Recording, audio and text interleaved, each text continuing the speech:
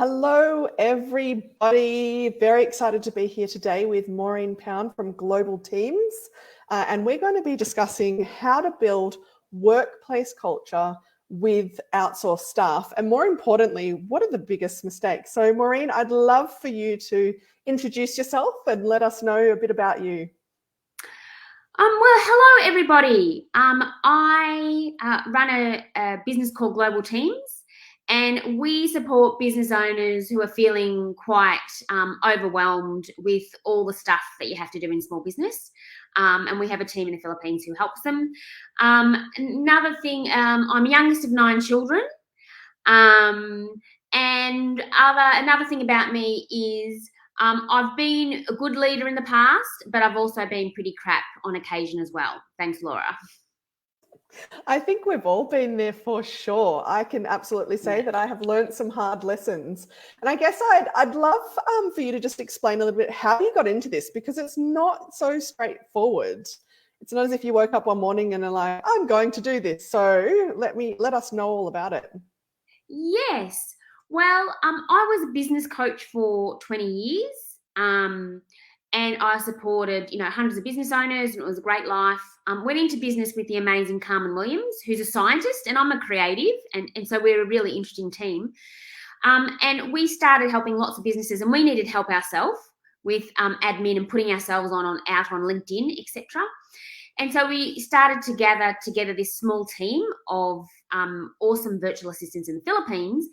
And then one of our clients, who we were helping with coaching and helping her with her LinkedIn marketing, she said, I want someone like you've got, and can you get me somebody? And we're going, oh no, look, it's not our core business.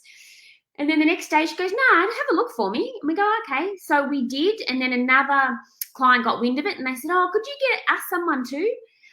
So yeah, 82 VAs later. Wow, 82. Well, that's awesome. And I guess, what are some of the biggest mistakes that you made, and then how you've seen other business owners, maybe perhaps tread the path that you did as well, and how they can come back from it?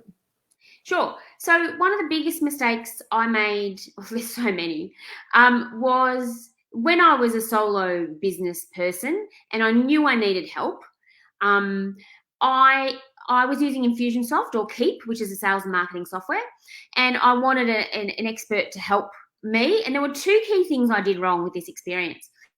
Was I got someone who is an expert in Keep, a VA from the Philippines, and he was great. But what I didn't do was own the strategy. Like, he knew how to use the tool, but, I didn't really have clearly in my mind the idea of what the sales funnel actually was. What were the steps that potential clients were going to take before they booked in a meeting with me? So that was one mistake. And the other mistake with that particular experience was that I did the opposite of micromanaged. I said, here you go. And then I just, flitted and did my thing. And then I didn't come back enough, especially at the beginning of the relationship, to check in, because, I should have really been checking in every day, especially at the start. Yeah, that's interesting. And I think does that come down to people's personality and work types, or is it very much just not understanding what's actually required to work with outsourced staff? Laura, I think it's a bit of both. And I also think we need to change our view of outsourcing anyway, or outsourced staff, because especially since COVID, it's no longer that you can turn to Gary sitting next to you and say, hey, Gaz, how do we, do this? So it's really, you're often working with people remotely. And so yeah, it's very much about, your style. So I'm not very structured. I'm a creative person. So yes, my leadership style came into play. But also just not setting up the right structure for it to work from the beginning.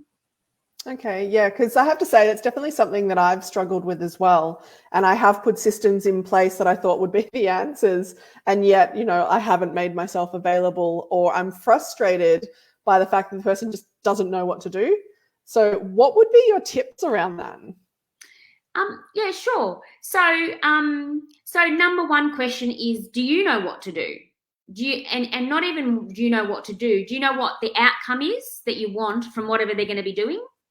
Definitely know the outcome. The steps Okay, in great. between depends. Yeah. Yeah. So if you're clear on the outcome, then the business owner needs to make clear that the outcome that the person needs to fulfill with what they're doing.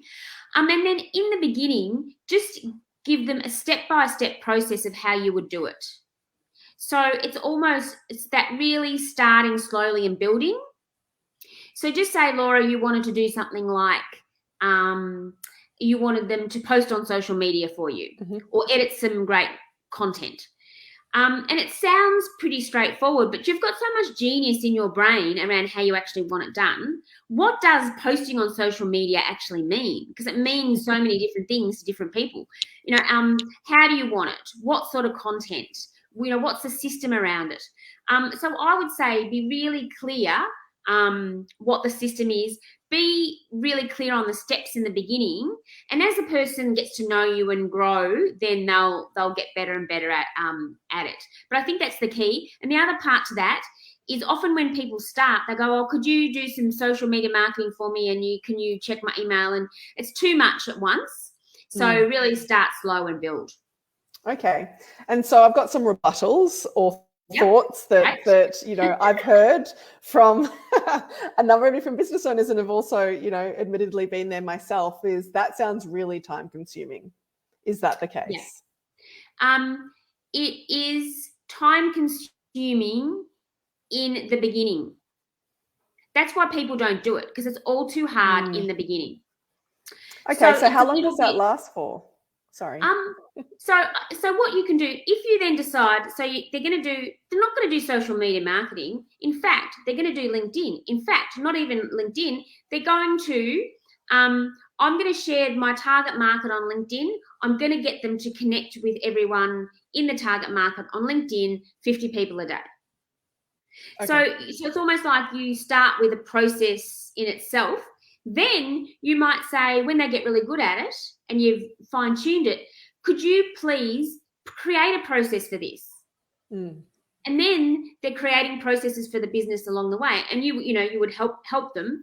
So in answer to your question, I'm not going to go, oh yes, no, it's it's so easy. Yes, it is time consuming, and that's why people avoid doing it.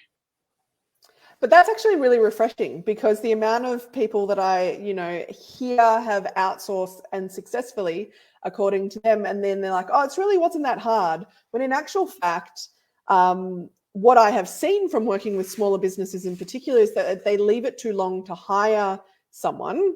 And so therefore the time constraints on them are even harsher than what they would be if they'd done it sooner. And that it does take time. But how would you treat any other staff member? Yeah, exactly. And I think you're right. You're spot on that people hire when they're desperate, and that's not really a good headspace to be in. And then also when you hire, if you did hire Gaz, sitting next to you, how much time would you spend with him in the first 2 weeks? Like seriously, a new hire you would spend a lot of time with.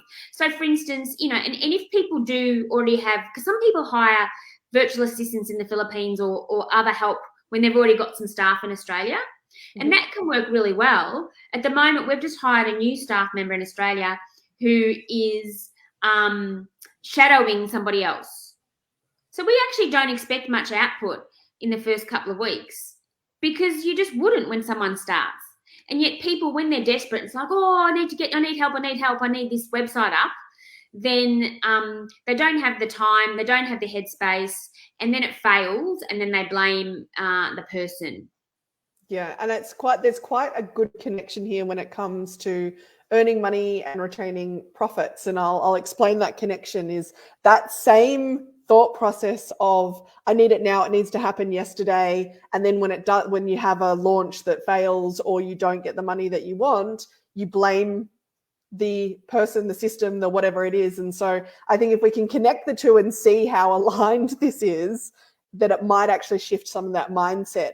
And I totally agree with you, Maureen. I have teams here, and even if it doesn't really matter where you're hiring them from, but the shadowing really works.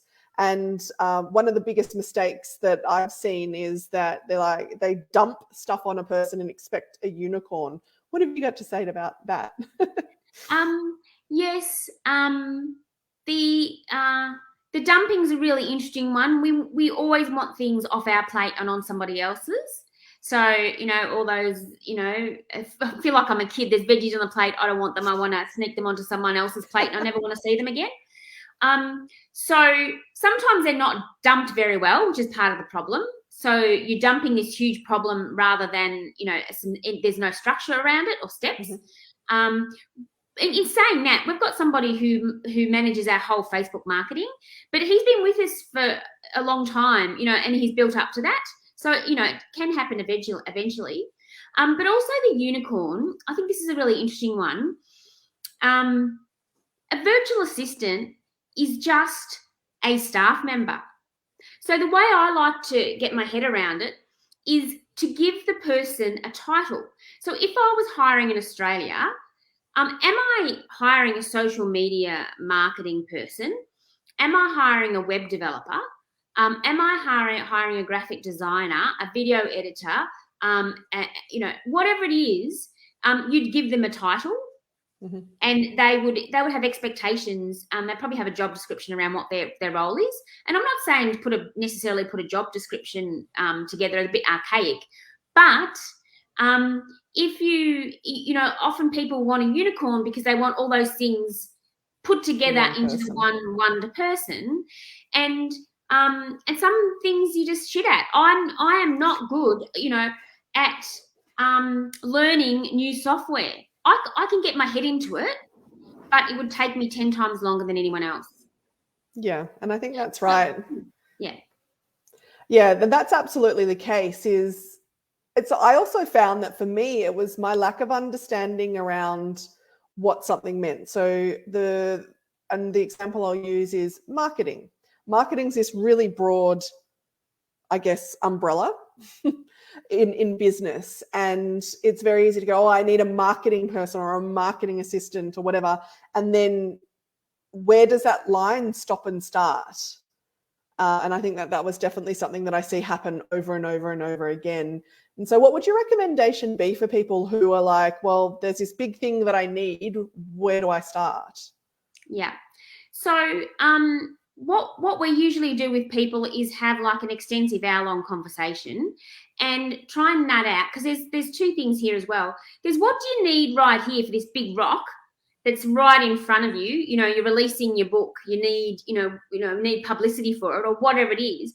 And then it's who do you need in the future? Mm. So it's that balancing act to work out what a particular person can do. If they can do 80% of what you want done, then you're on a good thing. But you have to work out what the 80% is. So my advice to be more succinct is to really scope what are the most important things that you think you would be continually handing over now and into the future. Yeah, and I think that's a really great point. What I see happen there as I guess a difficulty that people say is, well, where do I start? Or if I don't know exactly how to nut that out, or they avoid it, is like, for example, if someone asked me, I would say, have you actually dedicated the time? Are you speaking to the right people? And I think there's so much fear around this that there's just paralyzation.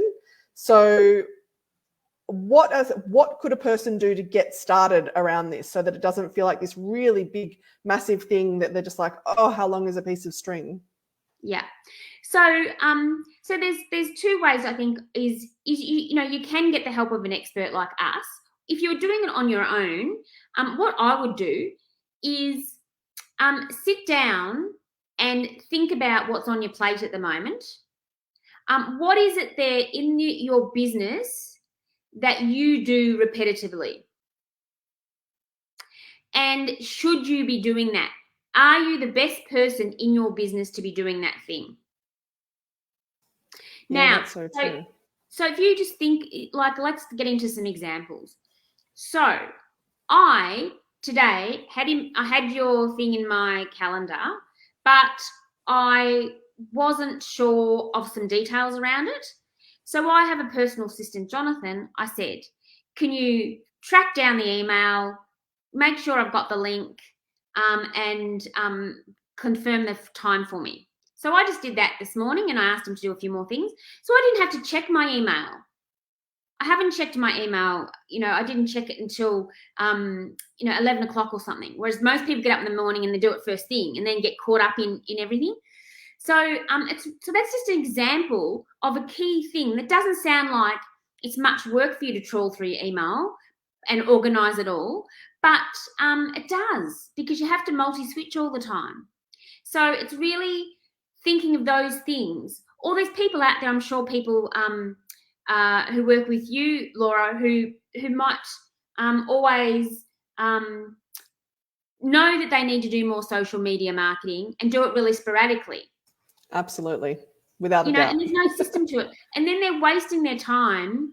Or like me, sometimes I create content and never gets up because I used to not be able to organise it or edit it, or it was all too hard. I didn't finish things.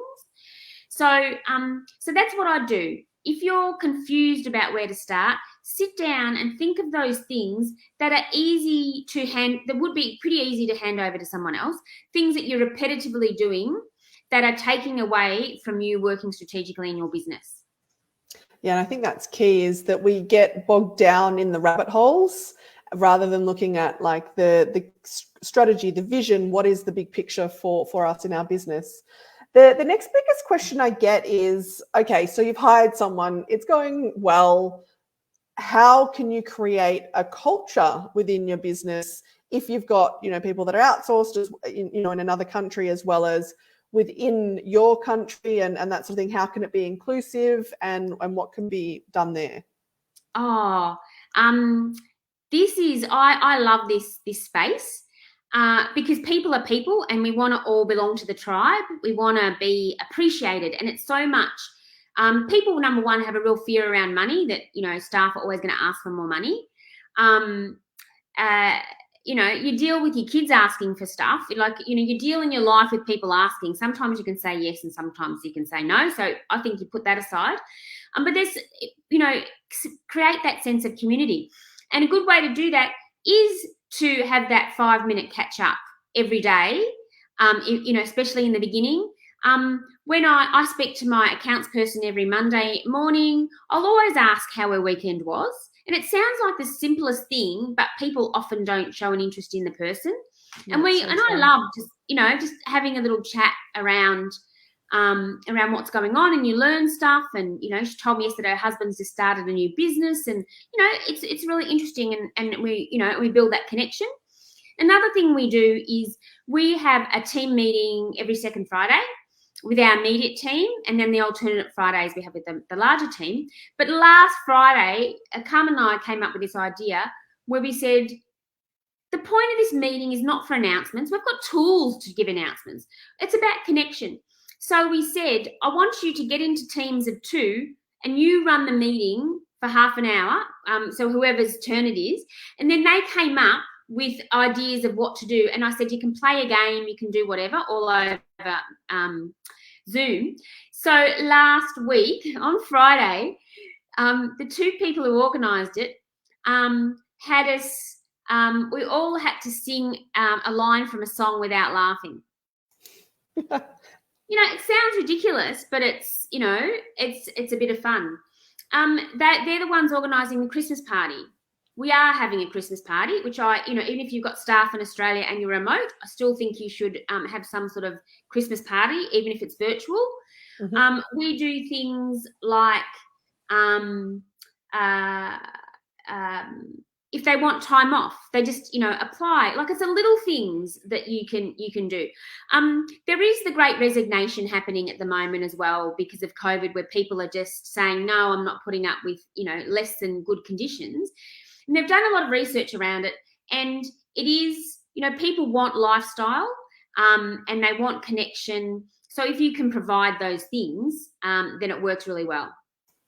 Yeah, and I think that's absolute key, especially if you've gone from in-person to remote. It feels like it's a whole other world when in actual fact, so I have remote teams all around Australia and that sort of thing. And it's definitely a mindset that I came across where it's like, it's different, but it's actually not.